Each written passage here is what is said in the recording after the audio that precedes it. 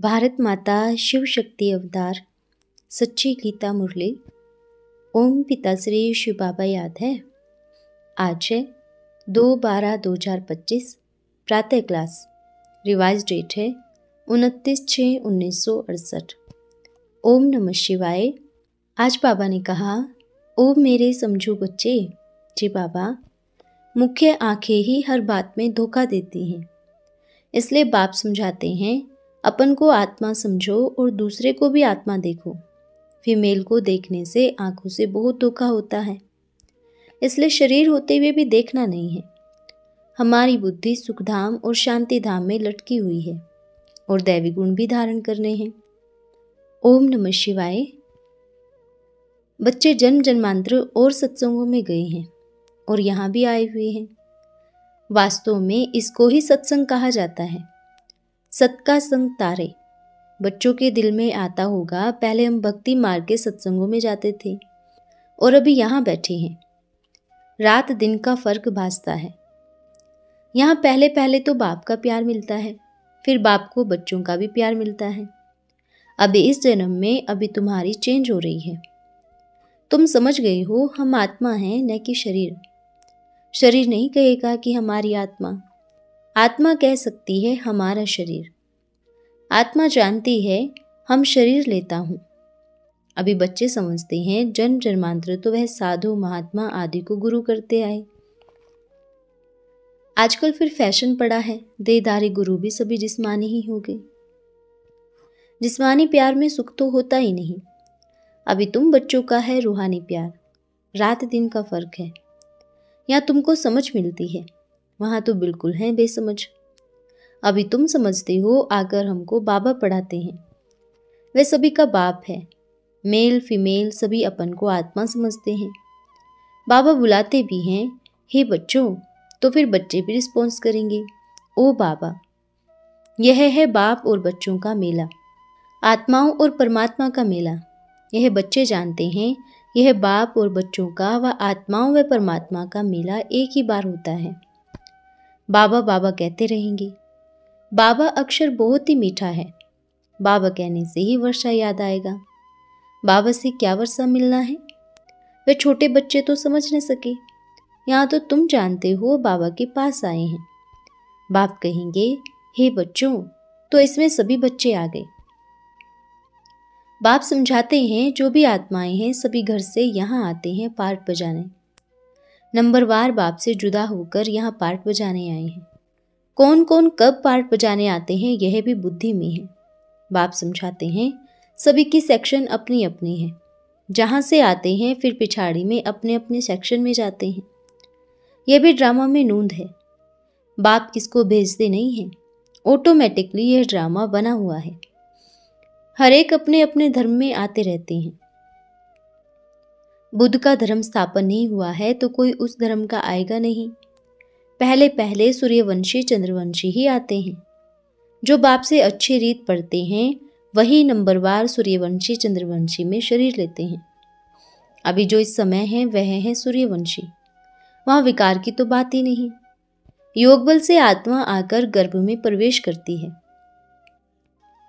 उस समय समझेंगे मेरी आत्मा इस शरीर में जाकर प्रवेश करती है।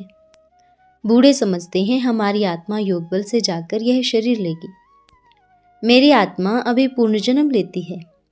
वहाँ माँ बाप भी समझते हैं हमारे पास बच्चा आता है, उनको बच्चा होने वाला है, तो मालूम पड़ेगा बच्चे की आत्मा आ रही है, जिसका साक्षात्कार भी होता है। वह अपने लिए समझते हैं कि हम जाकर दूसरे शरीर में प्रवेश करते हैं, उनका बच्चा होने वाला होगा। तो बाप समझेगा स्त्री के गर्भ में आत्मा आकर प्रवेश किया है। महसूस होगा ना, साक्षात्कार होता है, बच्चा होने वाला है। ऊपर से आत्माएं आएंगी, नए नए आते हैं। समझते हैं योग बल से आत्मा आकर इनकी गर्भ में प्रवेश करती है। शुरू से ही जान जाते हैं इनमें प्रवेशता हुई है। समझ है बच्चा कैसे आता है, कैसे प्रवेश करते हैं। समझते हैं हमको बच्चा होने वाला है एक। जब 60 वर्ष के होते हैं उस अवस्था में बच्चा पैदा होता है। यह भी विचार उठते हैं ना। जरूर वहाँ का कायदा होगा बच्चा किस आयु में आएगा। वहाँ तो सभी रेगुलर चलता है ना। वह तो आगे चलकर मालूम पड़ेगा। ऐसे तो नहीं 15-20 वर्ष में कोई बच्चा होगा जैसे कि यहाँ होता रहता है। नहीं, वहाँ आयु ही 150 वर्ष होती है, तो बच्चा कब आएगा? जब फुल जवानी होती है, आधा लाइफ से थोड़ा आगे, उस समय बच्चा आता है, क्योंकि वहाँ आयु बड़ी होती है। एक ही तो बच्चा आना है, फिर बच्ची भी आनी है। कायदा होगा, पहले बच्चा या बच्ची की आत्मा आती है। विवेक कहते हैं पहले बच्चे की ही आत्मा आनी चाहिए। पहले मेल पीछे फीमेल। 8-10 वर्ष का फर्क भी होता होगा। दोनों की आयु बड़ी है तो जन्म में भी जरूर फर्क रहेगा ना। 8-10 वर्ष देरी से आएंगे। आगे चल तुम बच्चों को सब साक्षात्कार होना है, कैसे कहाँ के रस्म रिवाज हैं। यह सभी बातें नई दुनिया के लिए बाप बैठ समझाते हैं। बाप ही नई दुनिया की स्थापना करने वाला है। रस्म रिवाज भी जरूर सुनाते होंगे, आगे चलकर बहुत सुनाएंगे और साक्षात्कार भी होता रहेगा। बच्चे बच्ची कैसे पैदा होते हैं, कोई नई बात नहीं। तुम तो ऐसी जगह जाते हो जहाँ कल्प कल्प जाना ही पड़ता है। वैकुंठ तो अभी नज़दीक आ गया ना, अभी बिल्कुल ही नज़दीक ही आकर पहुँचे हो। हर एक चीज़ तुमको नज़दीक ही देखने में आएंगी। जितना तुम योग में मजबूत हो जाएंगे, अनेक बार तुमने पाठ बजाया है, अभी तुमको समझ मिलती है, जो ही तुम साथ ले जाएंगे। वहाँ के रस्म रिवाज बाप को समझाने तो यहाँ ही है ना, सीखना यहाँ ही होता है। सभी को साक्षात्कार होगा, वहाँ की क्या रस्म रिवाज होगी सभी जान जाएंगे। शुरू में तुमको साक्षात्कार हुआ था कैसे शादी होगी, कैसे बच्चा पैदा होंगे, सभी साक्षात्कार होता था ना। उस समय तो अर्जुन तुम अलफ बे पढ़ते थे, फिर लास्ट नंबर में भी तुमको साक्षात्कार होना चाहिए, सो तो बाप बैठ सुनाते हैं। वह सभी देखने की चाहना तुमको यहाँ ही होगी। समझेंगे कहाँ शरीर जल्दी न छूट जाए, सब कुछ देख कर जाए। इसमें आयु बढ़ाने के लिए चाहिए योग बल, जो बाप से हम सब कुछ सुने, सब कुछ देखें। जो पहले से गए उनका चिंतन नहीं करना है, वह तो ड्रामा का पार्ट है। तकदीर में नहीं था ज़्यादा बाप से लेना, क्योंकि जितना जितना तुम सर्विसेबल बनते हो, बाप को बहुत बहुत प्यारे लगते हो। जितना सर्विस करते हो, जितना बाप को याद करते हो, वह याद जमती रहेगी। तुमको बहुत मजा आएगा। अभी तुम बनते हो ईश्वर की संतान। बाप कहते हैं तुम आत्माएं हमारे पास थे ना, भक्ति मार्ग में मुक्ति के लिए ही बहुत परिश्रम करते हैं।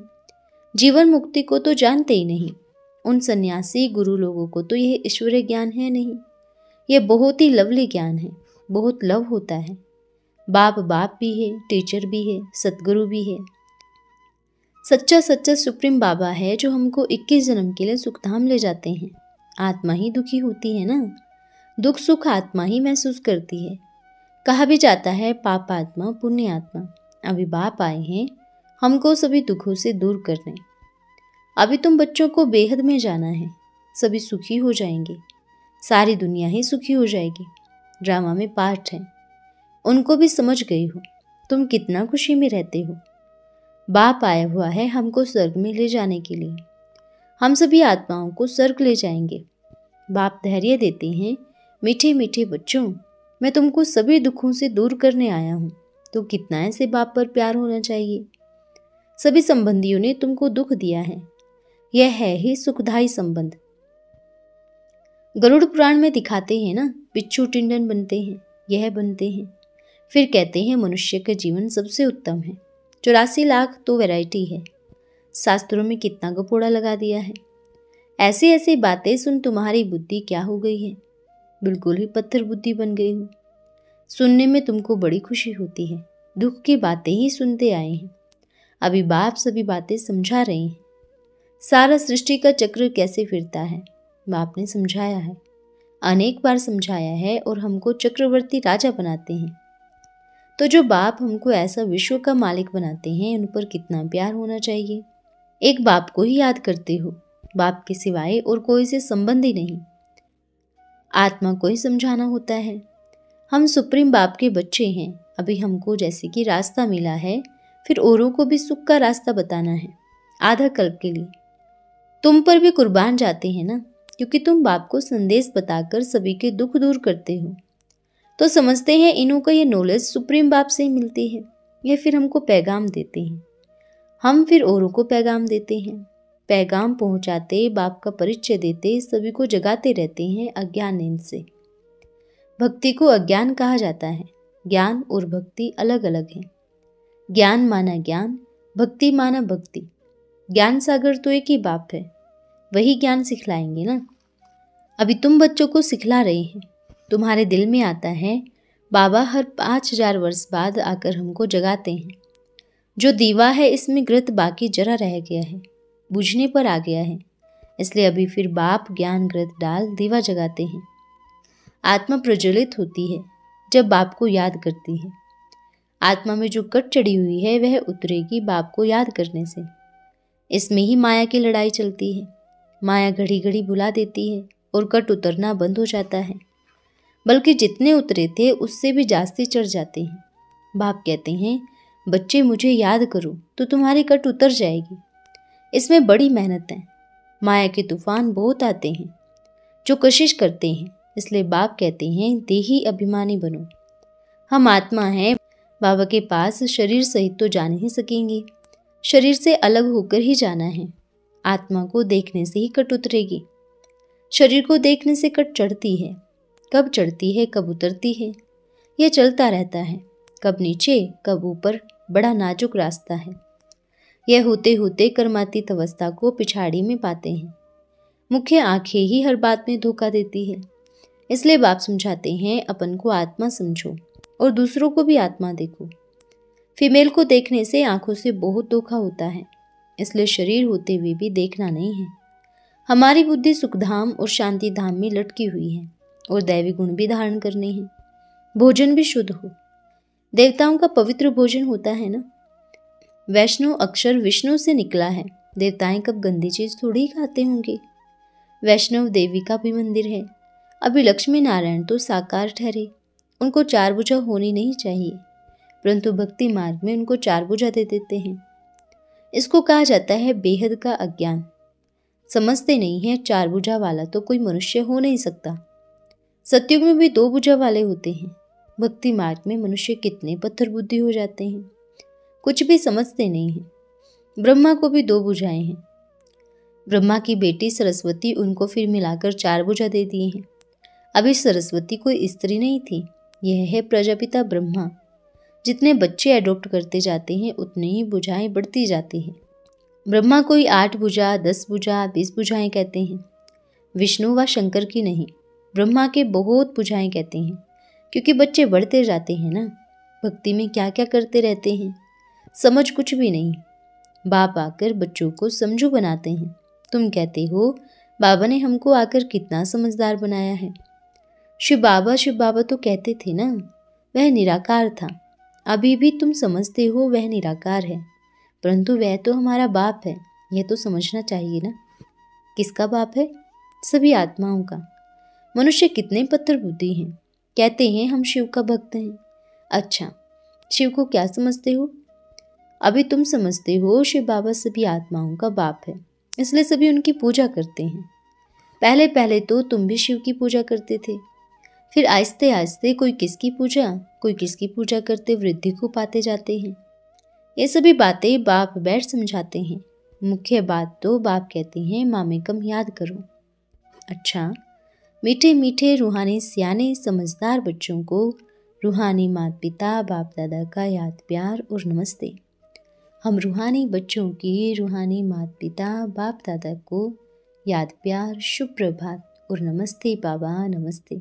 धन्यवाद बाबा, धन्यवाद।